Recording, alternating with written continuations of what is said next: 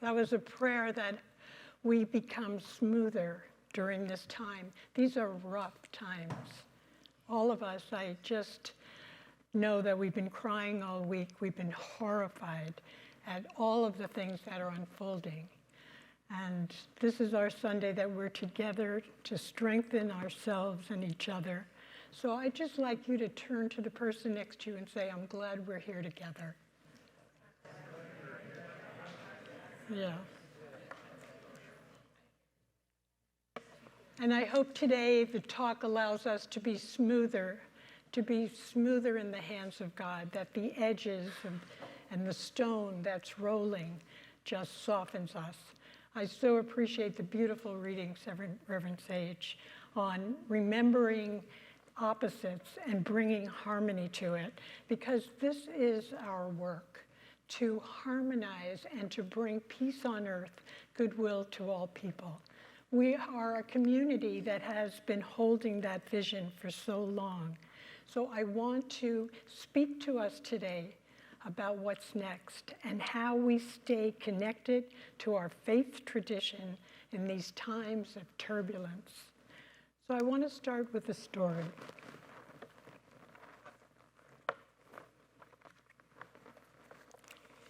And this is from a book by Bruce Sanguin, and he writes, Breaking the Spell. The Matrix is a film about a society in which the citizens go about their lives oblivious to the fact that they are all subjects in a computer program. How many people have seen The Matrix? Okay, well, this is a summary. Their lives seem real enough as they carry on their private dramas, but it's a matrix of illusion. The protagonist, Neo, intuits that something is wrong, but not until he is approached by a group of people who know the true story of what's happening is he given the opportunity to exit that world. He is presented with two pills, one red and one blue. If he takes the red pill, he exits the matrix, the world of illusion, and takes up the cause of the resistance. If he takes the blue pill, he remains in the matrix and life carries on as usual. The choice to exit is a choice for authentic suffering rather than the bliss of unconsciousness.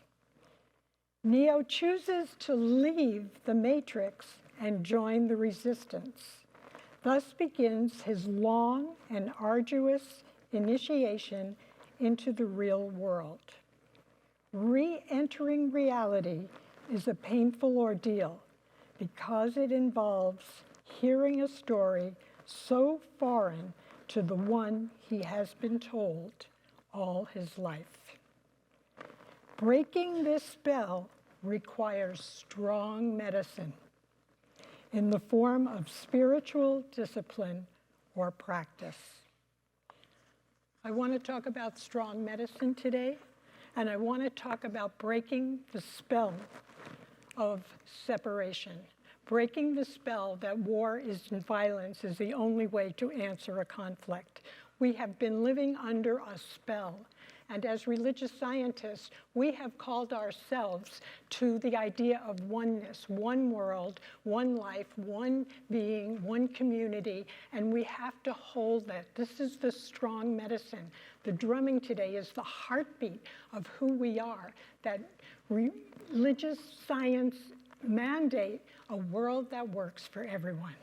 So what I had thinking about today was, how do we do that? When I realized that we walk into this sanctuary every Sunday and we have our wisdom keepers, those who know the truth, on the wall.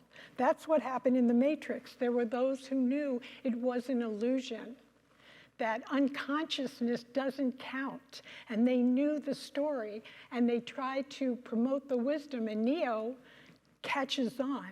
So I wanted to read some of the words of our wisdom keepers. So if you look at our wall and just understand who it is that has been guiding us through this whole unfolding of the consciousness changing that we are about, the consciousness changing that we are one world. We've seen the picture from the moon. We've seen it. We can't deny it anymore, but the illusion is still there, that we're separate, there's an us, there's a them, and we start to other. It's called othering. You make somebody else wrong. There's an other. And so we're healing the sense of separation.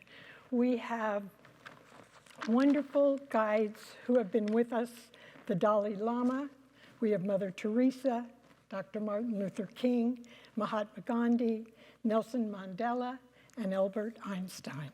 They're the shoulders that we're standing on. Take heart. Honestly, take heart. We are the movement of the future. We are the peacemakers. We are bringing a new consciousness and awakeness and awareness. We're stepping out of the illusion, and someone has to do it. We are called to times like this. We are. That's why I'm glad we're here together, because it's an arduous, strong medicine time. So I wanted to start with the Dalai Lama, our first picture over there. The Dalai Lama was a spiritual leader in Tibet who faced the invasion and watched the slaughter of his monks before his eyes. That was his torture. That when the Chinese came in to invade, he had to sit in the midst of that. And he managed to be in that and stay centered, knowing what was before him, because he had a vision that if he retaliates in violence, it's not going to take us anywhere. It wasn't going to take him anywhere. The Dalai Lama said, "There is a saying in Tibet, tragedy should be utilized as a source of strength. The goal is not to be better than other people, but better than your previous self. Compassion is the radicalism of our time." So he reminds us to find our strength during these times, to be better people and to be radically compassionate for the work of peace. Thank you, Reverend Sage. You set the tone for that so beautifully today. Then we have Mother Teresa. She's a Catholic nun. She's in Calcutta to serve those who are uncared for, people who have been marginalized, people who are outside the system. And she's trying to remind us by her work, no one is outside the system. We are one world, one people. She said, "Do not think that love, in order to be genuine, has to be extraordinary. What we need is love without getting tired." And I know we're exhausted, but we have to hold on. Mother Teresa said, "We fear the future because we are wasting today."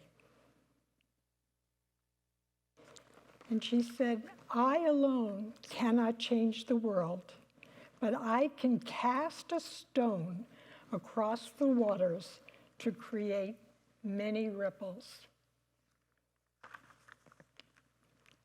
Do not get tired. I know we're exhausted, but we have to keep on keeping on. The news is exhausting, but we must press on with our vision.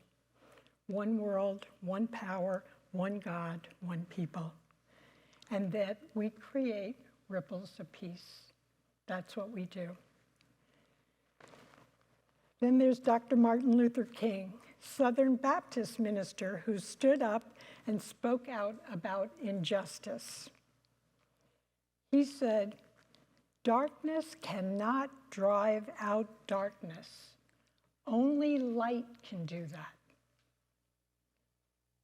He said, "We must accept finite disappointment, but never lose infinite hope.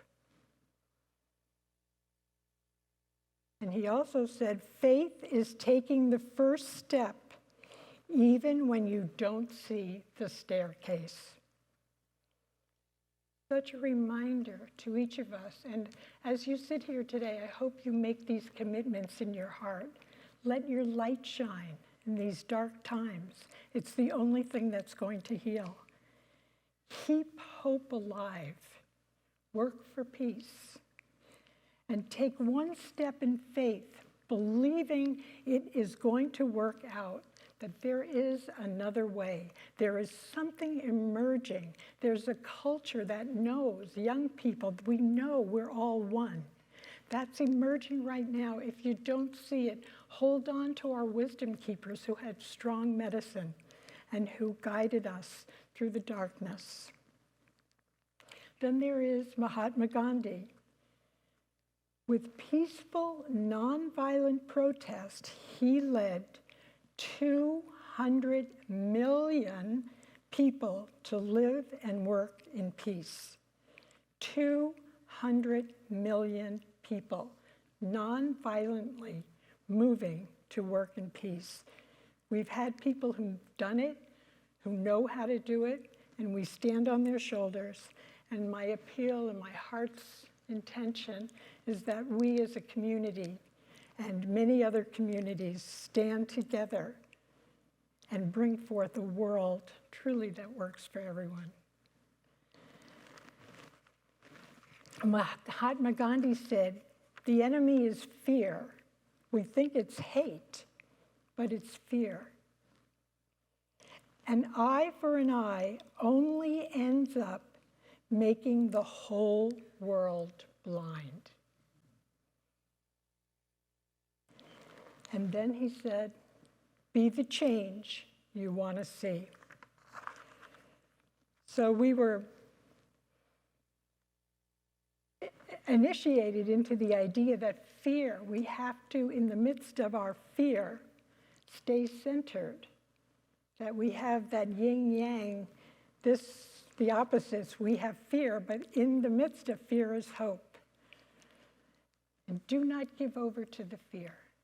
That there's something emerging, that the song that was so beautiful, the river of God, let it soothe us, let it make us smooth in the way we move in the world. He says revenge doesn't work. Revenge doesn't work. There's righteous anger. Believe me, I've had it all week, and I'm sure you have too. There is a thing called righteous anger, but it's not revenge. There's a distinction. And change what needs changing in your own life. Be the change you want to see. I'm calling myself to the place where I am warring with myself or with others, or have another idea, or angry at this, to come into the yin-yang symbol and sit in that river in the middle and say, God is in the midst of this unfolding something else. Peace is possible here. A new day is on the horizon. Nelson Mandela, who is next on our wall, was in prison 28 years in South Africa for standing for human rights. He used that 28 years as a spiritual practice. I love this. Thank you, Kirk. Look at this. The world is right before us. We know there's only one. Nelson Mandela trained himself when he could have been angry and furious and so upset. He had all those feelings. He's in prison. It's 28 years. But he used the strong medicine of love. And he sat in that and he could hear himself.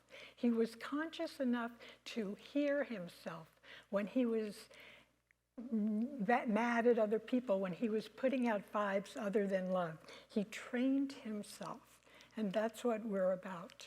We're about training ourselves right now. The world needs you.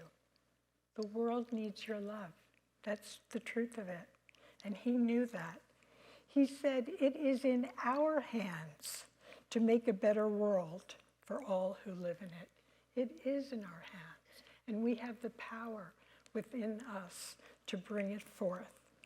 He said, what counts in life is not the mere fact that we have lived. It is the difference we have made in the life of others. So just allowing ourselves to extend out beyond our own borders and boundaries. And he said, do not judge me by my successes. Judge me by how many times I fell down and got back up. I don't know, this week I've fallen down so many times. In anger, frustration, tears, can't do it, can't watch it, don't know what to do, how do I behave? And I go to prayer. It's the only place I know to go to. That I can't solve it, but I can be part of the solution. We all can make a difference in our own way, and we have to keep getting up every time we fall. We have seen this wars and violence on and on and on. It hasn't stopped, but there's an opportunity for us to change consciousness, to change the idea that we have, that idea that Neo had to live under, unconscious, totally unconscious of the story we keep telling. And the story is about war and violence and this and that and the other, and to create something new. Albert Einstein, the scientist who wanted to know the mind and the heart of God and developed the theory of relativity, he said, you never fail until you stop trying. We will not fail, but if we stop trying, we might. The world as we have created it is a process of our thinking. It cannot be changed without changing our thinking. We have work to do. The measure of intelligence, this is the one, the measure of intelligence is the ability to change. So I hope you think you're smart. So he reminded us we must keep on with our message of oneness and peace. We must change our thinking, and we must stop othering, making the other, and work for peace, because we're intelligent enough, heartful enough, loving enough, God-centered enough to make that happen. Responding to violence with violence is not the answer. When we saw the picture of the Earth from space, consciousness changed. Our global brain changed because we could not, even though we've heard the words, we could not deny what our eyes have seen. Love is the opening door. Our eyes have seen our oneness. We can't deny it. And so I call on our elders with their strong medicine to support and guide us and to bring us to a place that we have to hear our thinking and always speak for oneness, for love, for there is an answer, for God's presence in the world. Now, we have all those heroes, but I want to recognize something in our own community, because even though we have them on the wall, we have someone here in our community who has gone through the dark night of the soul, who has gone through cancer and has suffered and has gone through darkness and has had pain, but she has never stopped showing up in the midst of her challenge to sing something, to inspire us, to move us, for us to hear some music. And even when she was sick on Sunday, she would come in and she would give us her best. Then she showed up when all her hair was gone. The vulnerability of standing naked before us and still encouraging us and letting us see her in her most vulnerable state. That's a hero. We're all so vulnerable ourselves. And right now, I just want to acknowledge Gretchen, because she has been diagnosed as cancer-free. So, come on out, Phil.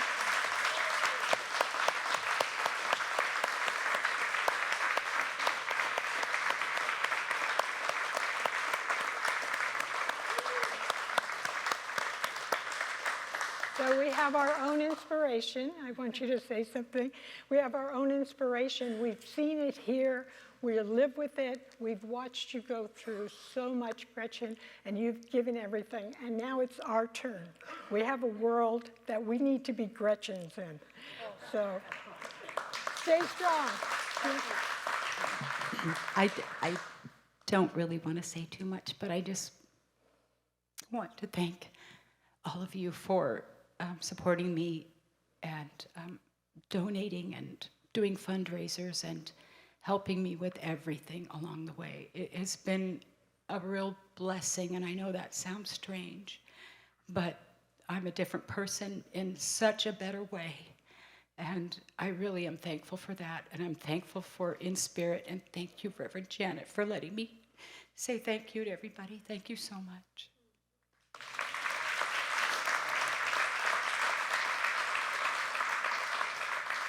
So I just encourage you and for all of us to leave on that wonderful note. It's an upbeat moment for us. You get through it. Hang in there. Stay strong. Good medicine. Keep the drum. Pow, pow, pow.